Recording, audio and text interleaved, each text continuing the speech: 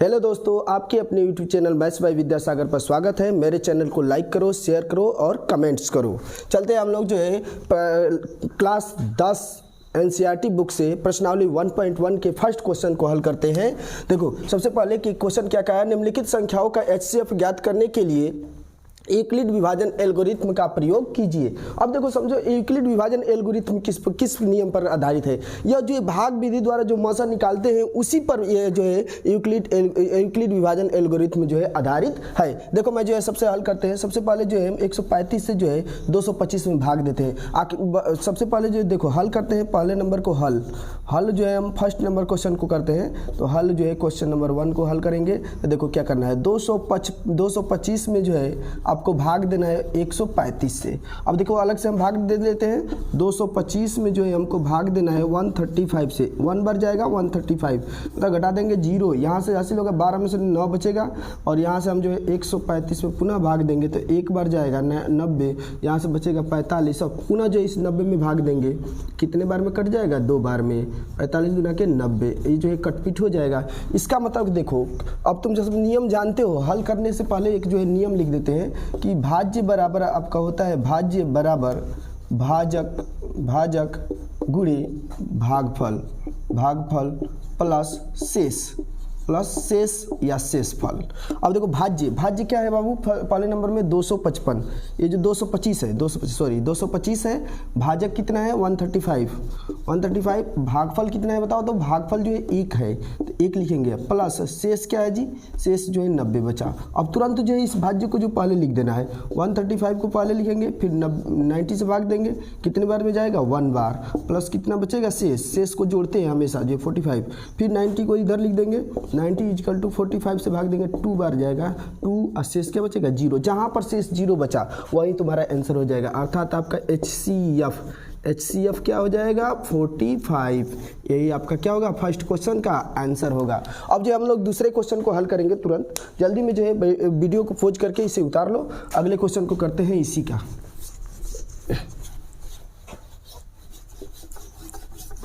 देखिए question number 2 जो है, क्वेश्चन नंबर हम लोग 2 देखना है। 2 जो है 38,220 और 196। अब देखो 196 से आपको जो है 38,220 में भाग देना है। 38,220 एक बार जाएगा 196, यहाँ से बताओ 12 में से 6 बचेगा, यहाँ 17 9 8 17, यहाँ जो है तुम्हारा 2 में से 1 जाए 1 और इस 2 को उतारेंगे, 9 बार भाग जाएगा। 9 6 54 के 4 हासिल लगा 5, 99 81 81 5 86 के 6 हासिल लगा 8, 9 में 9 8 17। अब जो है घटा देते हैं, यहाँ से 12 में से 4 जाए 8, 15 में से 6 जाए 9 और यहाँ से जो है खत्म हो गया 1 0 और जो है 5 बार जाएगा 980 आ जाएगा आपका 5 बार में और ये जो है कटपीट हो जाएगा। देखो एक के बार में आ गया जी। अब जो है तुम्हारा वही फार्मूला रहेगा, भाज्य बराबर क्या होता है, भाजक गुणे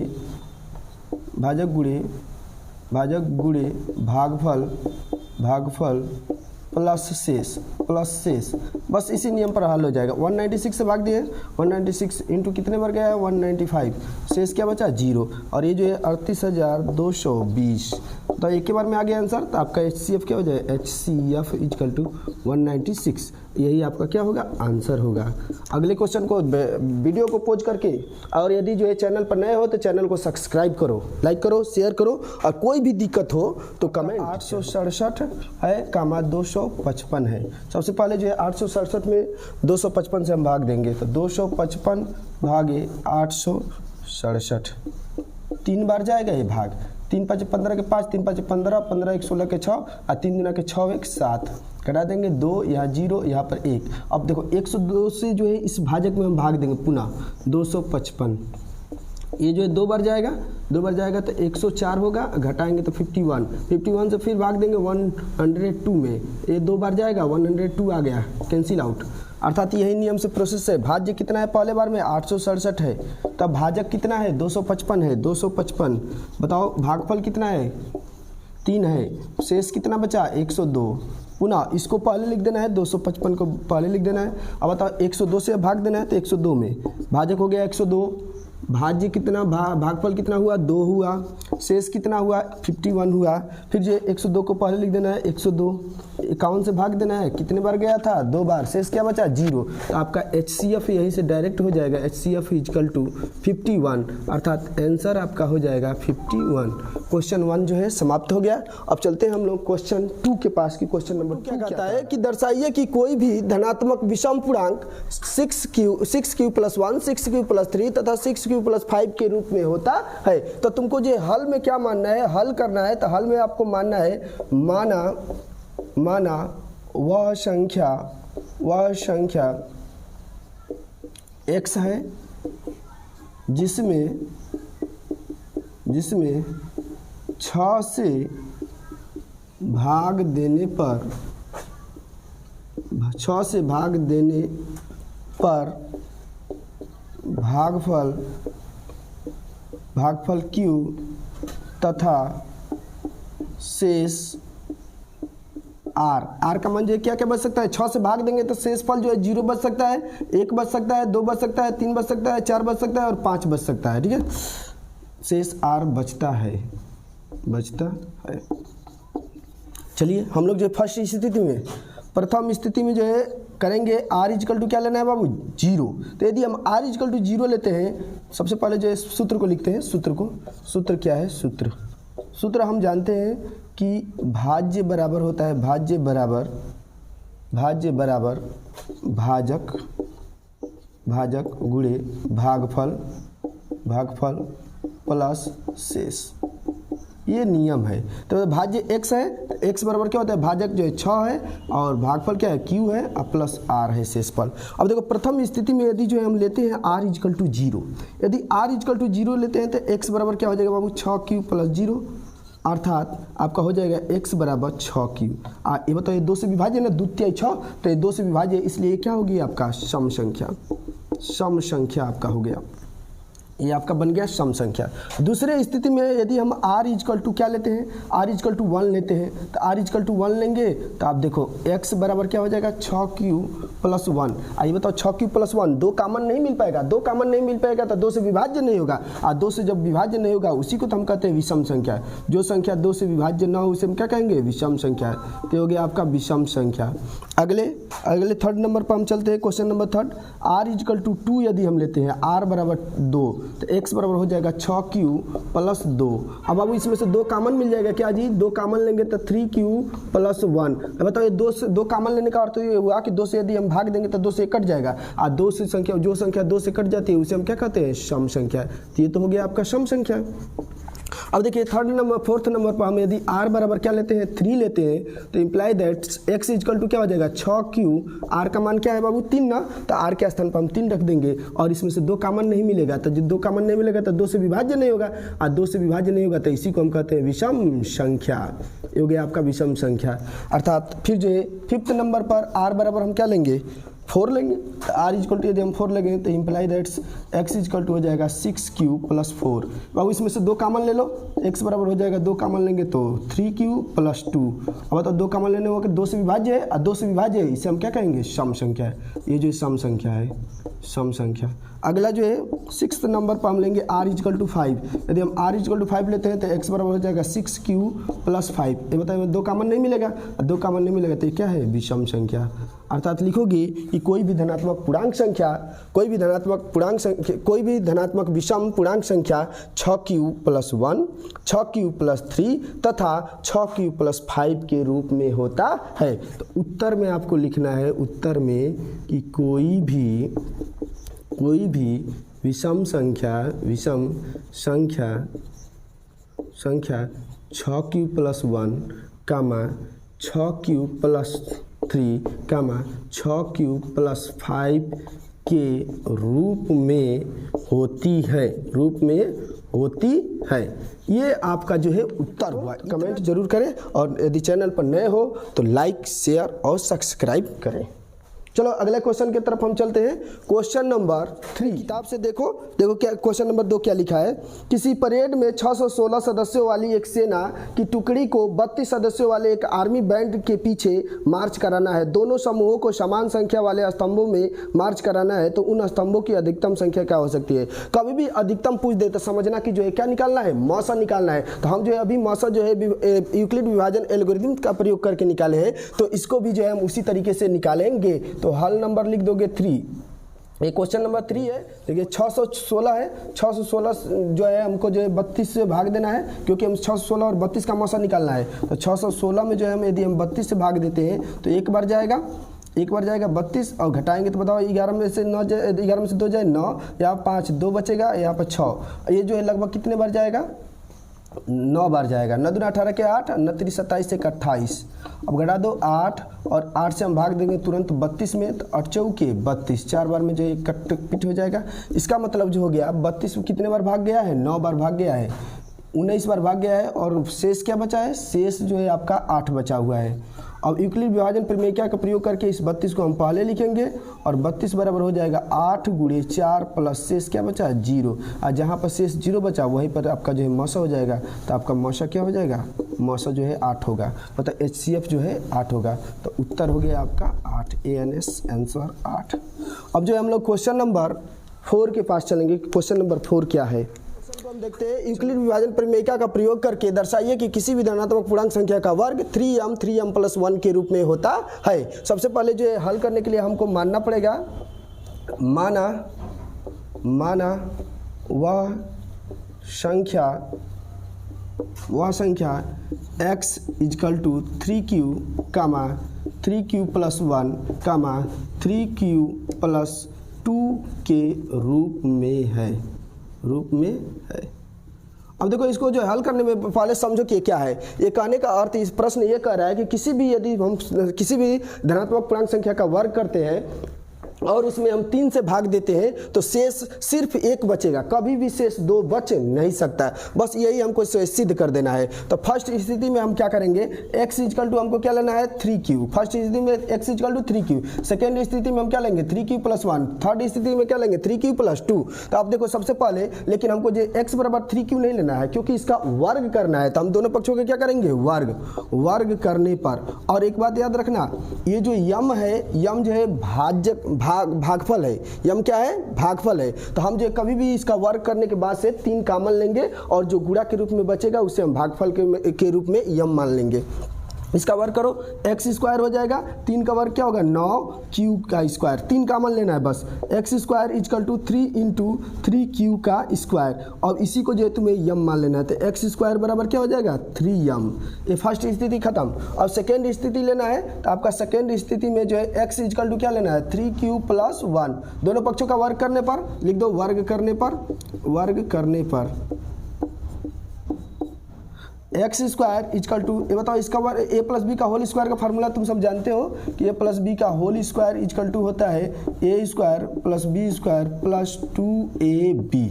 तो बताओ 3q का वर्ग क्या हो जाएगा 9q का स्क्वायर, 1 का स्क्वायर क्या होगा 1 होगा, 2ab। तो 2ab में 3 गुना के 6q हो जाएगा। देखो इसमें 3 कॉमन है, इसमें 3 कॉमन है, जहाँ से 3 कॉमन मिलेगा कॉमन ले लेंगे, बाकी सबको छोड़ देंगे। यहाँ से 3 कॉमन मिलेगा, तो 3 तिहाई 9, 3q का स्क्वायर, 3 गुना के 6q, 2q + 1। और जो है 3 के गुणज के रूप में जो है उसी को हमको यम मान लेना है, तो ये हो जाएगा 3m + 1।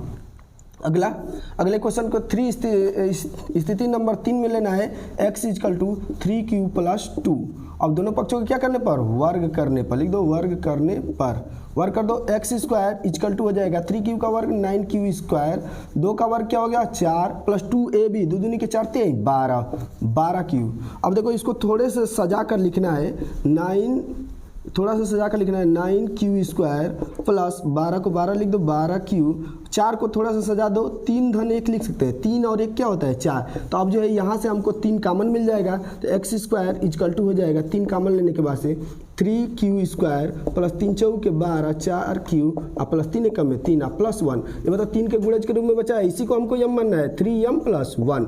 अर्थात अब लिखोगे क्या लास्ट में, अर्थात किसी भी धनात्मक संख्या का वर्ग 3m तथा 3m+1 के रूप में होता है। अब लिख दोगे अर्थात किसी भी धनात्मक संख्या का वर्ग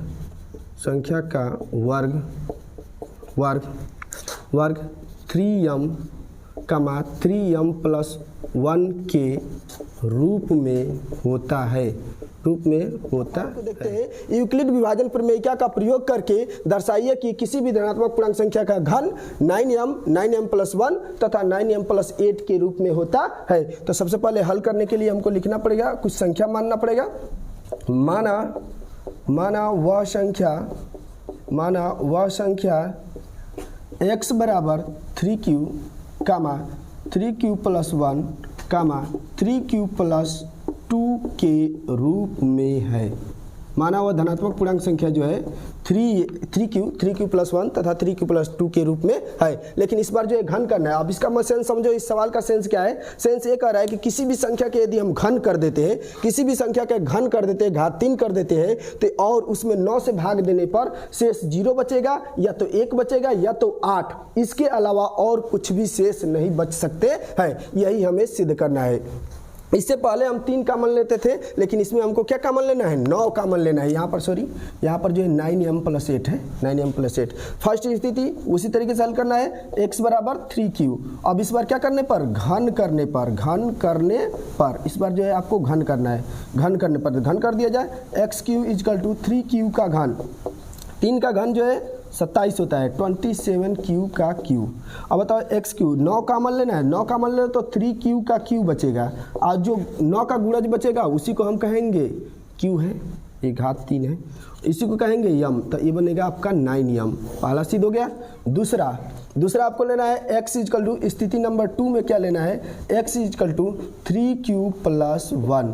दोनों पक्षों का क्या करने पर? घन करने पर। अच्छा फार्मूला लिख लो, a+b का होल क्यू का फार्मूला होता है aq + bq + 3ab कोष्टक में a+b। इसी नियम पर इसे हल करेंगे तो x³ = हो जाएगा 3q+1 का होल क्यू। देखो x³ बराबर 3 का क्यू क्या हो जाएगा? 27q का क्यू। 1 का क्यू 1 होगा, प्लस 3 a माने पहला पद, 3q, b माने दूसरा पद क्या है? 1 है। कोष्टक में a + b मतलब 3q+1। चलो इसको कोष्टक को खोलते हैं। x³ = आपका हो जाएगा 27q का क्यू, बताओ 3 × 9, 9 × 27, 27q, और बताओ 9 एकम में 9, तो ये हो जाएगा 9q। आई +1 है ये वाला, तो इसको मैं थोड़ा सा बाद में लिख दिया। और इनमें से जो है हम 9 कॉमन ले लेंगे, तो x³ = 9 कॉमन लेने के बाद से क्या बचेगा? 9 × 27 3q का q, 9 × 27 3q, और यहाँ पर बचेगा 3q, और यहाँ पर आपका बचेगा 9 × 27 q का स्क्वायर होगा, यहाँ पर 9 × 27 और q × q स्क्वायर हो जाएगा। यहाँ पर q स्क्वायर, और यहाँ से 9 कॉमन लेंगे तो सिर्फ q बचेगा, यहाँ पर +1। हमने बताया था कि 9 के जो गुणज बनेंगे उसको हमको m मान लेना है, तो x³ = हो जाएगा 9m+1। अब जो है थर्ड स्थिति में आपको क्या लेना है? थर्ड स्थिति में लेना है कि x = 3q+2, 3q+2। घन करने पर लिख दो, घन कर दो x³।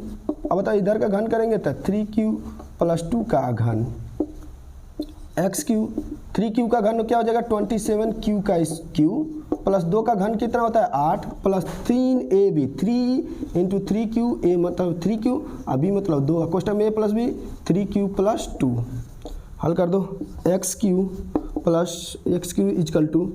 27q का q + 8 प्लस 3 × 9, 9 × 2 = 18, 18q और 3q+2। अब जो हम करेंगे x³ = 27q का q, एक q है, plus 8 plus 18 × 54, 54q square, q × q square, और 18 × 2 = 36q। इसमें 9 है, इसमें 9 है, इसमें नहीं है तो उसको छोड़ दो। जहाँ से 9 कॉमन मिले वहाँ से 9 कॉमन ले लेते हैं। 9 × 3 = 27, 3q का q, plus 9 × 6 = 54, 6q square, plus 9 × 4 = 36, 4q, और प्लस 8। इसमें कॉमन नहीं मिला है। ये बताओ 9 के गुणज जो बचेगा उसी को तो हम तो मानेंगे m, तो x³ बराबर हो जाएगा 9m+8। अब यहाँ पर तुमको निष्कर्ष में क्या लिखना पड़ेगा? अर्थात किसी भी धनात्मक